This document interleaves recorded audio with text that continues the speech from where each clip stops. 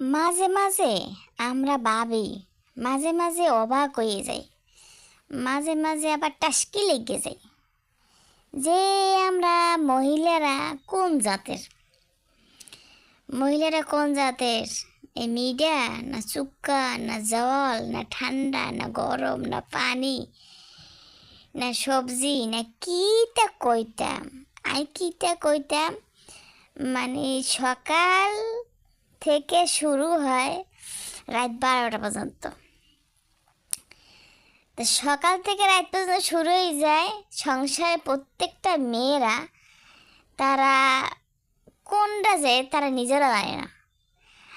কখনো জামাই কইব রেস্টে থাও না কা রেস্টে থাও, কতক্ষণ ছেলে মেয়ে কইবে রেস্টে থাকো রেস্টে, কতক্ষণ শ্বশুর শাশুড়ি কইবে রেস্টে থাকো না কা রেস্টে, তো কাম কি? কিন্তু তাদের এই যে চাহিদা, সকাল থেকে আপনার প্রত্যেকটা মেয়েরা আপনার রাত সকাল 6টা 5টা থেকে রাত 12টা এর মধ্যে তাদের সবার চাহিদা পূরণ করতে হবে। কিন্তু আপনার সকালের নাস্তারা কে বানাইবে? ঘরে বউ।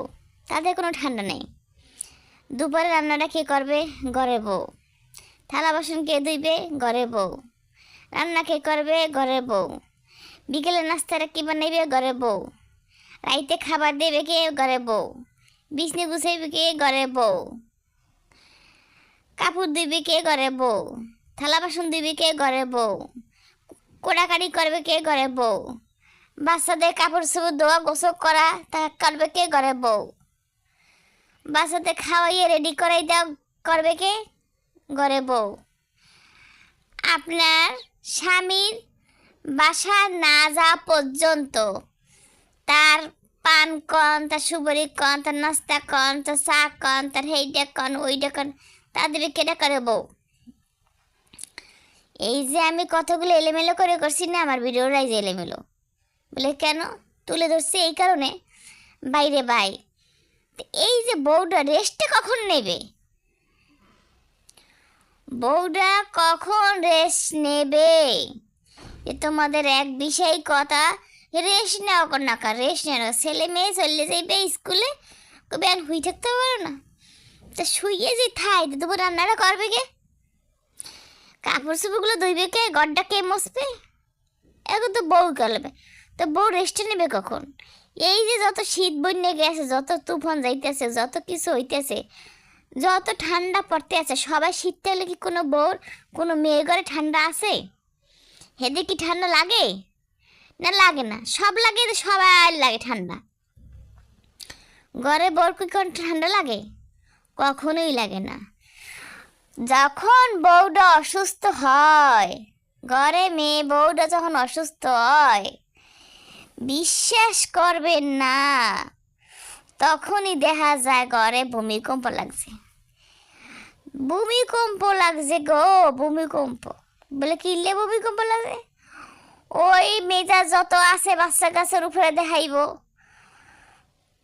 শ্বশুর শাশুড়ি যারা আছে তারা মেয়ের উপরে বউর উপরে জারি মারবো। জামাই যত আছে খেটখেট খেটখেট শুরু করব। মানে তখন ভালো জিনিসটাও কিন্তু ভালো জিনিসটাও মানে তার কাছে ভালো লাগবে না। কে? বউরে বেশি ভালোবাসে, বউ অসুস্থ, বউ ক্লান্ত, বড় ঔষধ লাগবে, বড় ডাক্তার দেখা লাগবে, বড় ইয়ে দেখা লাগবে, বড় ইয়ে দেখা লাগবে। কিন্তু এই বউটার সেবা কিন্তু কে কিছু করা লাগে কি না, বউর কখনো কোনো কিছু প্রয়োজন লাগে কি না, এই কথাটা কি একবারও ভেবে দেখেছে কে? একবারও ভেবে দেখে নেয়। এই রাত 12টা হইলেও সব গুছেই থোয়া লাগে, সকাল উঠেও সবাই গুছাল লাগে। এই বউটা যদি পিছিয়ে যত্ন নেয় তো তাহলে প্রত্যেকটা মেয়েদের একটু শান্তি আসতো, শান্তি। এই যে সোনার টুকরো মেয়েরা বাবার কলিজেরা বড়ই গেলে আর সেই সোনার টুকরোটা থাকে না। মেয়েরা বড়ই গেলে শ্বশুরবাড়ি চলে গেলে আর আদর আস্তিকেই থাকে না। তাই আফুরা ভাইয়ারা আপনার মেয়ের প্রতি একটু যত্নশীল হন, একটু আদর আস্তিক করেন, বুঝছেন না আফুরা ভাইয়ারা? এই কথাগুলো বলতেছি শুনতে খারাপ শুনেলে এটাই বাস্তব, এটাই বাস্তব। মেয়েদের কোনো ঠান্ডা নাই, কোনো জ্বর নাই। যখনই মেয়েটা অসুস্থ হয়ে পড়ে তখনই দেখা যায় কারে বলে অসুস্থতা, কারে বলে শরীর খারাপ, কাকে বলে ঘরে অবহেলা যত্ন। আপনি প্রত্যেকটা ঘরে সদস্য যদি মাসকে মাস বছরে বছর অসুস্থ হয়, তার সেবা করার জন্য এই ঘরে মেয়েটা দরকার, মেয়েটাই আছে। কিন্তু ওই মেয়েটা যদি অসুস্থ হয়, একদিন পড়ে থাকলে পরের দিন বলবে তোমাকে সারা জীবন আমি দেখে রাখতে পারবো না, সারা জীবন তোমাকে আমি সেবা যত্ন করতে পারবো না, নিজের যত্ন নিজে করো, নিজের শরীর ঠিক রাখার জন্য নিজে করো, আমি এগুলো সহ্য করতে পারবো না।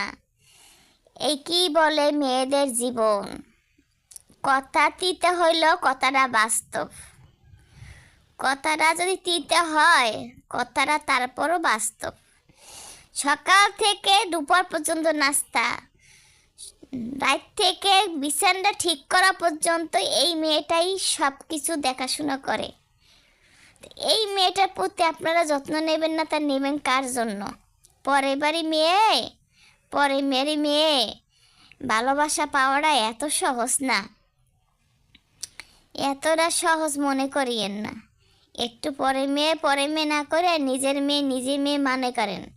ওই বউ বউ বউ বউ পরে যে না মনে করে, একটু ভালোবাসা ভালোবাসা মানুষ মনে করেন, তাহলে আপনার ছেলে মেয়েও দেখবেন আপনার ফ্যামিলি প্রীতি তার একটা আন্তরিকতা মহব্বত তৈরি হবে।